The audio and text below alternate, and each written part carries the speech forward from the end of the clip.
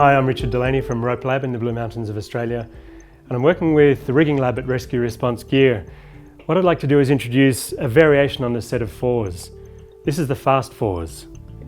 It's still, in this configuration, the same as a standard set of fours, where for 1 unit of tension that I apply at the input, I get 4 units applied to the load, so it's a 4-to-1 system of mechanical advantage. The big difference with this setup though is rather than having the far end of the rope terminated at the becket on this pulley, I've got it terminated through a Petzl micro traction. Now the pulley at the top here is an SMC Advanced Tech HX, which has progress capture on the sheave on this side.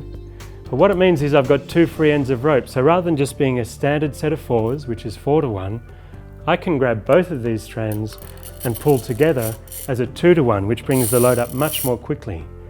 Then when it becomes too hard or too loaded, I can go back to pulling one strand as the 4-to-1.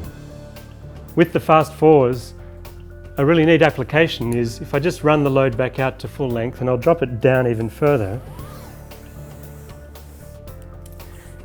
Pretend this is a fallen worker on a work site or a worker in a confined space that needs recovering.